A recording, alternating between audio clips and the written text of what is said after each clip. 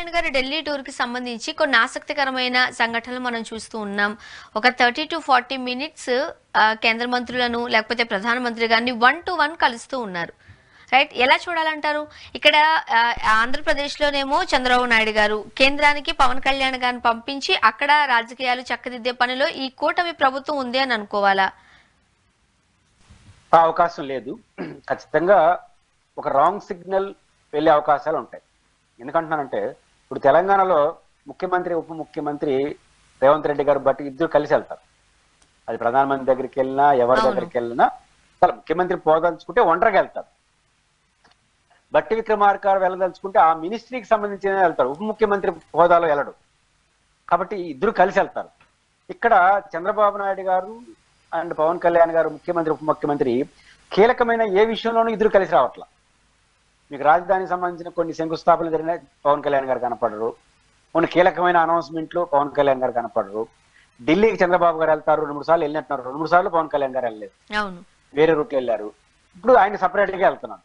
దీన్ని బట్టి చూస్తుంటే ఏదో తేడాలు వచ్చేసినాయని నేను అన్నగాని నర్మగర్భంగా ఇద్దరి మధ్య ఒక వాతావరణం అయితే ఏర్పడతా ఉంది. ఎవరు స్వతంత్రతను వాళ్ళు కాపాడుకో, నేను సందర్భంలో చెప్పాను, మిత్రపక్షాలంటే ఎలక్షన్ వరకే, ఆ తర్వాత ఇద్దరి మధ్య ధృతరాష్ట్ర కవులుగా మారిపోతుంది. ఒకరినొకరు దెబ్బ కొట్టుకోవడం కోసం ప్రయత్నిస్తారు. చాలా చోట్ల మిత్రపక్షాలు అనే చోట్ల ఒక పార్టీ లాభపడితే మీద అందరూ బలైపోతారు. ఇది చరిత్ర. దీన్ని దృష్టిలో పెట్టుకొని ఎవరు స్వతంత్రతను కాపాడుకోవడం కోసం ఎవరి ప్రయత్నం వాళ్ళు చేస్తున్నారు. దీనిలో ఎవరు సక్సెస్ అవుతారో ఎవరు ఫెయిల్ అవుతారో వేరే సంగతి. పవన్ కళ్యాణ్ గారు తన ఇండిపెండెంట్ కాపాడాలనుకుంటున్నాడు, లేదా చంద్రబాబు గారు కూడా ఇండిపెండెంట్. చంద్రబాబు గారు ఇండిపెండెంట్ ఉంటారు, ఆయన పెద్ద పార్టీ, ఆయనకి ఎప్పుడు చెందలేదు. కాబట్టి పవన్ కళ్యాణ్ గారు తన ఇండిపెండెంట్ కాపాడుకునే ప్రయత్నంలో ఇండిపెండెంట్ రాజకీయాలు చేయడానికి ప్రయత్నం చేస్తున్నాడు. ఈ ప్రయత్నం ఒక దశ దాటితే అది ఇండిపెండెంట్ స్థాయిలో పక్కకు పోయి గ్యాప్ గా మారిపోయి విభేదాలుగా మారిపోయి ఆ పరిస్థితి వస్తున్నారా అదే కాలం నిర్ణయించాలి. అండ్ అటు కేంద్ర మంత్రులు కూడా చాలా తెలివిగా వ్యవహరిస్తున్నారు. పవన్ కళ్యాణ్ గారు వచ్చారు అని అంటే చాలు 30 నుంచి 40 నిమిషాలు వాళ్ళకి టైం ఇస్తున్నారు, ఇండివిజువల్ గా కలుస్తున్నారు. ఆఖరికి ప్రధానమంత్రి గారు కూడా చాలా టైం ఇచ్చి పవన్ కళ్యాణ్ గారితో మనం మాట్లాడడం చూస్తూ ఉన్నాం. మీటింగ్స్ నడుస్తున్నాయి. 30 నుంచి 40 నిమిషాలు అనేది చాలా పెద్ద సమయమే. ఎలా చూడాలి? అంటే కూటమిలో ఉంటూనే ఒక పార్టీని చీల్చి వాళ్ళిద్దరూ కలిసే ఉద్దేశంలో ఉన్నారనుకోవచ్చా? ఫ్యూచర్ లో వీళ్ళిద్దరూ మాత్రమే ముందుకు వెళ్లే అవకాశాలు ఉన్నాయనుకోవచ్చా? పవన్ కళ్యాణ్ గారిని చీల్చే ప్రయత్నం వాళ్ళు ఇప్పుడు చేయరు, అవసరం కూడా బీజేపీకి లేదు. కానీ బీజేపీ ఆంధ్రప్రదేశ్ రాజకీయాల్లో నేరుగా కాకుండా పవన్ కళ్యాణ్ గారి ద్వారా నడుపుతుందా, వాళ్ళు చేయదలుచుకున్న రాజకీయాలు అనేది అప్పుడు అన్ని సిమ్టమ్స్ అర్థం. ఇప్పుడే ఒక నిర్ధారణకు రాలేవు. ఎందుకంటే బీజేపీ ఎక్కడ మాట్లాడట్లేదు. ఎక్కడ ఏదో బీజేపీ రాష్ట్ర నాయకులు అప్పుడు ప్రకటనలు చేస్తున్నారు, కానీ కీలకమైందంతా పవన్ కళ్యాణ్ గారితో మాట్లాడిస్తున్నారు. ఇప్పుడు పవన్ కళ్యాణ్ గారితో బీజేపీ దూరంగా ఉందా? చాలా దగ్గరగా ఉంది. మహారాష్ట్ర ఎన్నికల్లో ప్రచారానికి ఉపయోగించారు. ఇప్పుడు ఎప్పుడు లేనట్టుగా మీకు పవన్ కళ్యాణ్ తో బాగా ఉన్నప్పుడు కూడా పిలవాలి ఢిల్లీకి అన్నిసార్లు, ఇప్పుడు 1-2 సార్లు పిలుస్తున్నారు. ప్రధానమంత్రి ముఖాముఖి కూర్చుంటున్నాడు. ఎంతసేపు కూర్చుంటున్నాడు వాళ్ళు చెప్పాలి. మన ప్రధానమంత్రి డోర్ తెరిచిపోయిన తర్వాత 100 డోర్లు ఉంటాయి, ఏడ కూర్చున్నా ప్రధానమంత్రి డోరే అవుతుంది. కాబట్టి 30 నిమిషాలు ఉన్నాడా, 3 నిమిషాలు ప్రధానమంత్రితో మాట్లాడిన మాట వాస్తవం. ఎందుకంటే ఉన్నాయి కాబట్టి, ఫోటోలు ఉన్నాయి కాబట్టి. ఏం మాట్లాడారు? ఇప్పుడు పవన్ కళ్యాణ్ గారు ఏం మాట్లాడని చెప్పాలి. రాష్ట్ర అభివృద్ధి కోసం వచ్చాను అంటాడు. అంత నర్మగర్భం ఎందుకు? పోలవరం విషయంలో ఇది మాట్లాడాను, విశాఖ స్టీల్ ప్లాంట్ విషయంలో ఇది మాట్లాడాను, రాజధాని ఇది ఏమి చెప్పట్ల పవన్ కళ్యాణ్. రాష్ట్రాన్ని గురించి మాట్లాడని అంటాడు. ఏదన్నా నిజంగా సబ్జెక్టు మాట్లాడుంటే ఆ సబ్జెక్టే చెప్తారు కదా, ఎందుకు చెప్పలేదు? రాజకీయాలు కూడా మాట్లాడుంటారు. ఎట్లుంది ఆంధ్రప్రదేశ్ పరిస్థితి, మీ పరిస్థితి ఎట్లుంది, మన పరిస్థితి ఎట్లుంది, ఇప్పుడు ఏం చేస్తే బాగుంటుంది అనే విషయం వాళ్ళేమి ఇంతో మాట్లాడరు. ఈయన అడిగి తెలుసుకుంటారు. ఎప్పుడు కూడా బీజేపీ వాళ్ళు ఏమి అన్ని సమాచారం మాత్రం స్వీకరిస్తారు. వాళ్ళు ఎప్పుడు అడిగేటప్పుడు అప్పుడు అడిగేస్తారు. కానీ పవన్ కళ్యాణ్ ద్వారానే ఆంధ్రప్రదేశ్ రాజకీయాలు నడపాలని బీజేపీ భావిస్తున్నట్టుగా పరిణామాలు చూస్తే అర్థమవుతుంది. బహుశా భవిష్యత్తులో ఇంకొంచెం క్లారిటీ వచ్చే అవకాశం ఉంటుంది. అండ్ ఫైనల్ గా చెప్పండి సార్, రాజ్యసభ స్థానాలు 3 ఖాళీ అయ్యాయి, నోటిఫికేషన్స్ విడుదలవుతున్నాయి.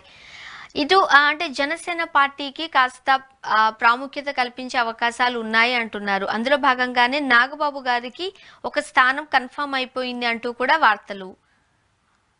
ఏం చెప్తారు? మూడు రాజ్యసభ స్థానాల్ని రాజీనామా చేయించి ఆ స్థానంలో మళ్ళీ ఇప్పుడు తెలుగుదేశం గెలుస్తుంది, తెలుగుదేశం కూటమి గెలుస్తుంది. ఇది సరికొత్త ఫిరాయింపు. డైరెక్ట్ గా పార్టీలు చేర్చి ఫిరాయింపు అంటారు కాబట్టి, అనైతికం అంటారు కాబట్టి ఆ రాజీనామా చేసి మళ్ళీ వాళ్ళే గెలవడం. ఎందుకంటే అసెంబ్లీ పూర్తిగా వాళ్ళ చేతిలో ఉంది కాబట్టి. ఇక్కడ పాయింట్ ఏంటంటే ఆ పని చేసి తెలుగుదేశం చాలా తప్పు చేసిందని, రాజకీయంగా, నైతికంగా కాదు, రాజకీయంగా తప్పు చేసింది అనేది నా కాన్సెప్ట్. ఎందుకంటున్నానంటే ఇప్పుడు 3 చోట్ల రాజీనామా చేశారు. మొదటి ప్రశ్న ఏం ఉత్పన్నం అవుతుంది? ఆ ముగ్గురు బీసీలు రాజీనామా చేసిన వాళ్ళు. నువ్వు ఖచ్చితంగా బీసీలకి ఇవ్వాలనే నినాదం వస్తుంది. బీసీలతో రాజీనామా చేయించి ఓసీలకి ఎట్టేస్తావు అంటారు. కాబట్టి రేపు ఆ మూడు బీసీలకి వేయాలంటే అదొక తలనొప్పి. తెలుగుదేశం పార్టీ అంతర్గత వ్యవహారం. 3 స్థానాలు వరుస 3 తెలుగుదేశంకి కదా, జనసేన ఓటు ఇవ్వాలి కదా, మళ్ళీ బీజేపీ వాళ్ళు నాకు ఓటు అన్నారు అనుకోండి. బీజేపీకి ఉన్న సభ్యులు తక్కువే కావచ్చు, కానీ బీజేపీ అడిగితే కాదని లేని పరిస్థితులు వాళ్ళు ఉన్నారు. ఎవరైనా బీజేపీ పవర్ఫుల్ పార్టీ దేశంలో అధికారులు ఉంది, మీకు వాళ్ళ సహకారం కూడా అవసరం ఉంది. కాబట్టి ఇప్పుడు బీజేపీ ఆరాఫ్ సడన్ నాకు కూడా ఓటీ అనింది అనుకోండి, ఏం చేయాలి? ఇబ్బంది వస్తుంది. అంటే వాళ్ళకి ఒకటి ఇచ్చి వీళ్ళకి ఒకటి ఇచ్చి నిందంతా వీళ్ళు భరిస్తారు. ఆ ముగ్గురితో రాజీనామా చేయించిన నిందంతా వీళ్ళకి, ఆ చెత్త అంతా వీళ్ళకి. కానీ మళ్ళీ జనసేన కోటి బీజేపీ. ఇప్పుడు జనసేన కోటి ఇప్పుడు మామూలుగా ముగ్గురు రాజీనామా చేయకుండా ఉంటే జనసేనకి ఇప్పట్లో ఒక ఎమ్మెల్యే ఒక ఎంపీ సీట్ కూడా రాదు, రాజ్యసభ ఉండదు. ఇప్పుడు వీళ్ళు రాజీనామా చేయించిన తర్వాత జనసేన ఏం మాట్లాడాల. ఇప్పుడు నా వాట అడిగింది అనుకోండి, ఖచ్చితంగా ఓటు ఇవ్వాల్సి వస్తుంది. 2 వాళ్ళకి ఓటీ. ఇప్పుడు జనసేనకి వీళ్ళు రాజ్యసభలో ఒక సీట్ ఇస్తున్నారు. ఆ ఒకసారి దాంట్లోకి వచ్చిన 2 ఏ సీట్ ఇస్తారో తెలియదు. ఎవరు ఖాళీ తీసేస్తే 2 ఏళ్ళ 4 ఏళ్ళ తెలుస్తుంది. 3-4 ఏళ్ల పాటు జనసేనకి రాజ్యసభలో ఒక స్థానం దక్కించినట్టే తెలుగుదేశం పార్టీ. అంటే ఇంకొక పార్టీకి ఇంకో హౌస్ లో స్థానం ఇవ్వడం ఏ పార్టీకి అంత రాజకీయంగా మంచిది కాదు. మరి ఇప్పుడు ఇవన్నీ కొని తెచ్చుకున్న సమస్యలు అంటారు. వాళ్ళే ఉంటే మీరు పోయింది ఏముంది? వాళ్ళు రాజ్యసభలో ఎరగదీసేది ఏముంటుంది? అసెంబ్లీలో ఉంటే మీకు ఇరిటేషన్, ఆడికిపోతే ఏం పోతుంది? ఇప్పుడు అనవసరంగా జనసేన కోటి ఇచ్చి బీజేపీ అడిగితే వాళ్ళకి ఒకటి ఇచ్చి మళ్ళీ బీసీలకి ఇన్ని తలనొప్పులు తెచ్చుకోవాలన్నా? కాబట్టి బీసీ ఏదో చేయని పోయి ఏదో జరిగిందంటే